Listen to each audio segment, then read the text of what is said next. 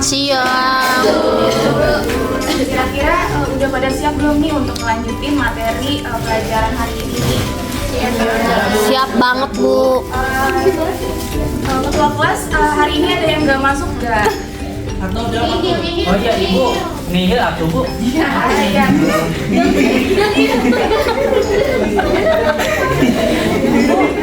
Udah bisa nih kembaran Dilan. Nah, topik pembelajaran kita hari ini terbagi menjadi dua, yaitu ada bank umum dan bank perkreditan rakyat. Untuk bank umum sendiri kita akan mempelajari apa itu pengertian bank umum, contoh, fungsi dan kegiatan usaha bank umum. Dan untuk bank perkreditan rakyat kita akan mempelajari pengertian, karakteristik, contoh, fungsi, tugas dan kegiatan usaha BPR sendiri.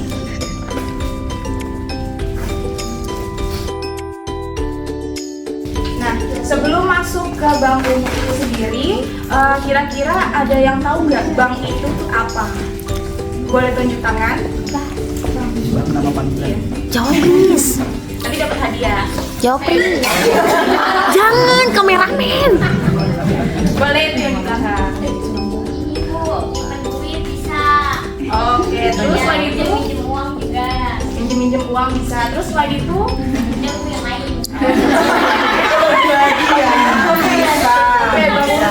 tempat untuk meminjam uang, menyimpan uang ya gitu ya. Baik, kita akan masuk ke materi bank umum itu sendiri.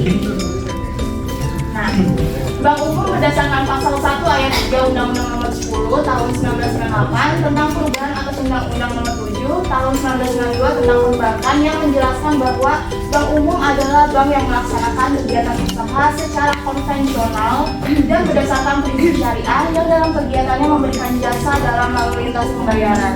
Nah, bank umum sendiri berfungsi sebagai perantara keuangan antara pihak yang memiliki dana atau deposit dengan pihak yang memerlukan dana atau kredit. Bank umum sendiri juga berfungsi sebagai melancarkan lalu lintas pembayaran. Tidak hanya itu, bank umum itu memiliki peran untuk pertumbuhan ekonomi suatu negara termasuk Indonesia, karena bank umum sendiri itu menyediakan atau memfasilitasi yang namanya transfer dana antara pengirim dan juga penerima. Serta bank umum juga menyediakan sebuah alat pembayaran yang kita ketahui, yaitu rekening bank, kartu kredit, dan juga transfer elektronik lainnya. Dan selain itu juga bank umum itu juga memiliki peran penting untuk mendukung pembangunan ekonomi suatu negara, karena pada dasarnya bank umum itu akan menyediakan atau menyalurkan sebuah kredit dan juga investasi bagi para pengusaha-pengusaha.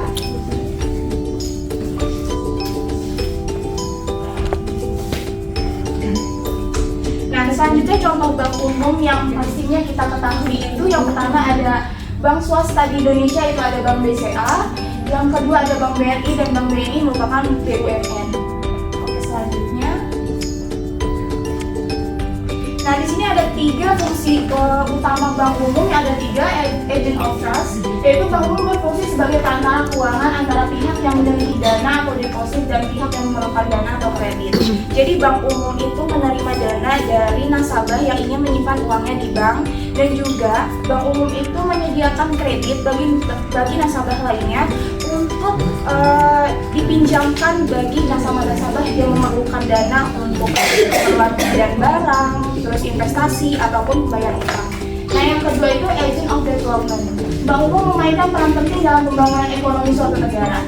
Nah, seperti yang tadi saya sebutkan tadi, bank umum itu menyediakan kredit atau investasi. Nah, hal itu akan membuat bank umum itu mendukung secara penuh pembangunan infrastruktur, industri, dan juga perusahaan. Yang mana nantinya pada akhirnya bank umum itu akan memainkan peran penting dalam pembangunan ekonomi suatu negara.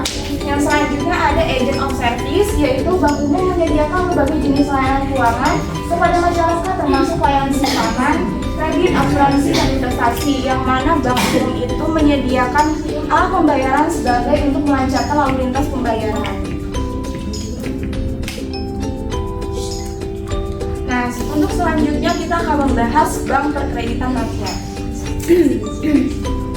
Nah, Nah, Bank Perkreditan Rakyat itu dibentuk berdasarkan Undang-Undang Nomor 19 Tahun 1997, yang mana lembaga ini atau BPR ini memiliki misi untuk mendukung pertumbuhan ekonomi melalui pengembangan usaha kecil dan menengah yang merupakan motor utama pertumbuhan ekonomi di Indonesia. Jadi BPR dan Bank Umum itu sebenarnya hampir mirip. Mereka itu sama-sama menerapkan prinsip konvensional dan juga prinsip syariah, akan tetapi BPR ini tidak menawarkan jasa seperti Bank Umum, yaitu transfer ataupun jadi dia tuh fokusnya itu hanya untuk kegiatan UMKM. Nah, selanjutnya ada karakteristik khusus dari BPR sendiri, yaitu fokus pada kredit modal usaha. Jadi BPR itu fokus utamanya adalah memberikan kredit kepada pelaku UMKM, seperti kredit modal usaha, kredit konsumtif, atau kredit investasi. Yang kedua ada syarat permodalan yang lebih ringan. Nah, syarat permodalan itu maksudnya syarat pinjaman BPR itu lebih mudah, prosesnya lebih gampang dibandingkan dengan Bank Umum, karena targetnya mereka ini adalah untuk membantu pihak-pihak yang melakukan usaha kecil dan menengah. Nah, yang ketiga itu adalah pengelolaan yang lebih terpusat, yang keempat adalah penempatan modal yang lebih terfokus. Nah, contoh dari BPR sendiri yaitu ada Bank Kredit Desa, BPR Lestari, BPR Galeri Makmur, BPR Karya Bakti Arta, dan lain-lain. Nah, di sini ada tugas BPR. Yang pertama itu mengumpulkan dana dari masyarakat dalam bentuk simpanan berjangka, tabungan, dan bentuk lainnya. Yang kedua, memberikan pinjaman kepada masyarakat yang membutuhkan. Terus spesifiknya lagi yaitu masyarakat-masyarakat yang ada di pedesaan yang melakukan kegiatan usaha. Terus yang ketiga, menyediakan pembiayaan bagi nasabah berdasarkan prinsip bagi hasil sesuai dengan ketentuan yang diterapkan oleh pemerintah, yaitu prinsip syariah. Yang terakhir, menempatkan dana dalam bentuk deposito berjangka, sertifikat deposito, atau jenis tabungan lainnya. Nah, perlu yang diketahui, karena keterbatasan BPR sendiri, BPR memiliki beberapa larangan, yaitu dia tidak boleh memiliki simpanan giro, dia nggak boleh mengikuti kegiatan perasuransian, dan juga mengikuti kegiatan kurs valuta asing.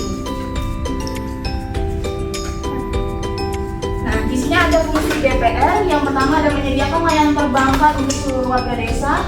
Yang kedua ada menyimpan dana dari masyarakat. Yang ketiga ada menyediakan kredit. Yang keempat menyediakan penyimpanan uang dalam bentuk SBI atau sertifikat Bank Indonesia. Dan yang terakhir membantu percepatan pembangunan suatu desa.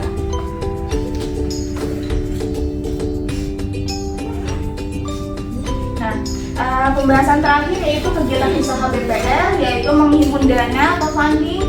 Terus yang kedua ada menyalurkan dana atau memberikan pinjaman atau lending. Yang ketiga menyediakan pembiayaan dan penempatan dana berdasarkan prinsip syariah sesuai dengan ketentuan yang ditetapkan oleh BI. Dan yang terakhir menempatkan dana dalam bentuk sertifikat BI, deposito berjangka, sertifikat deposito, atau tabungan bank lainnya.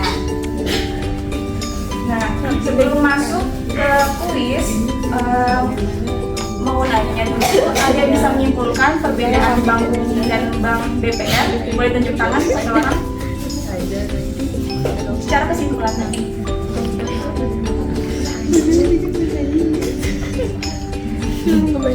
Ayo Bel, percakapan level.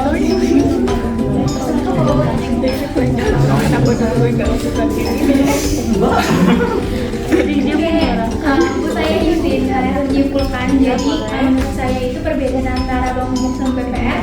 Kalau Bank Umum itu lebih terfokus ke masyarakat yang lebih luas. Kalau BPR itu lebih berfokus ke masyarakat kecil, di mana berfokus untuk mendanai lebih ke pendanaan di modal usaha UMKM kecil dan menengah. Terus habis itu kalau misalnya Bank BPR itu tadi ada beberapa larangan, dia nggak boleh, itu ada simpanan giro, ada asuransi, dan ada kurs valuta asing, jadi kalau nggak salah.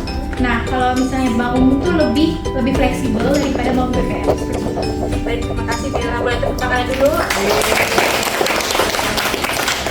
Nah, sekarang itu adalah kuis ya. Saya kirim videonya ke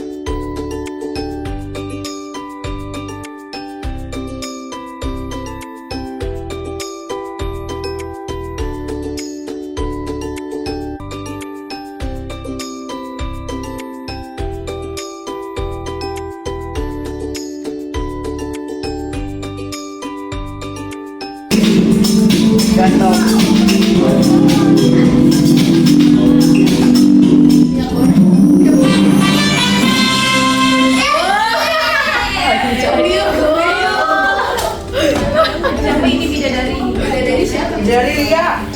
Anjir. Kamila siapa? Kok bidadari sih, Li? Oh iya, Pink. Makasih ya Bu. Ya Allah. Ada pertanyaan sama itu ya? Iya, iya. Terima kasih, Bu. Ini nge-vlog anjir. Terima kasih.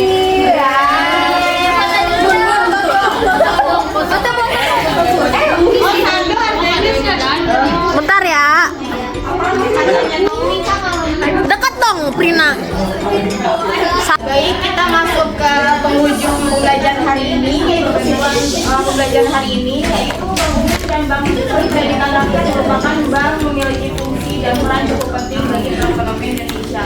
Masing-masing bank memiliki tugas dan fungsinya sendiri yang dapat membantu meningkatkan kesejahteraan masyarakat.